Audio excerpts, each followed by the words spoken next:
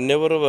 विधायक छवि मल्लिक महाशय निर्वाचन जितला प्रतिश्रुति देते मुझ सीधा सड़क लोकों पाखक आसबि लोकंर अभियोग शुणी सरकार लोकों पाखक जी लोक मैंने सरकार को जी ना तेणु निश्चिंत भाव में यह गोटे खुशी खबर एवं आपड़ देखूँ कौ भाव में आज विधायक निजे निजे नियाली अंचल को आसुँच विभिन्न मंडल को जाऊँ नियाली हो माधव हो कसरदा हो कंटापड़ा हो लोक मानक हैरान हरकत होगा पड़ूना कि कटक भुवनेश्वर दौड़ा पड़े विगत दिन में जो सरकार थिला जो विधायक थे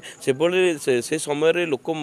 मैंने विधायक को अभियोग शुणाणी करने कटक जाकि घंटा घंटा धरिक अपेक्षा करा पड़ूला भुवनेश्वर जाए घंटा घंटा धरी अपेक्षा करूला किंतु केतबेले देखा होते देखा ही पारे किंतु आमर जो विधायक छवि मल्लिक महाशय आज जो निष्पत्ति नहीं मुझे तो धन्यवाद देव अशेष धन्यवाद जो निष्पत्ति निश्चित भाव में साधुवादर पात्र से तेणु आज नियाली अंचलवासी आउ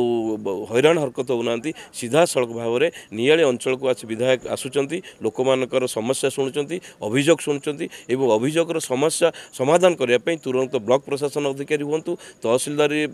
प्रशासनिक अधिकारी हूँ जिलार प्रशासनिक अधिकारी तुरंत निर्देश देउछंती ए लोक मानकर समस्यार समाधान करेंगे निश्चित भाव में ये जो आज ये जो तांकर जो समस्या जनशुणाणी विभिन्न अंचल यार प्रभाव आगामी पंचायत उपर पड़ो निश्चित भाव में आज देखूँ कौ भाव में आज शह शह संख्यार लोक अति खुशीर सहित आनंदर सहित अति खुशी अच्छा कारण सीधा सड़क विधायक देखा अभियोग प्रदान कर तेणु यार प्रभाव आप देखिए आगामी दिन में पंचायत पड़ो एवं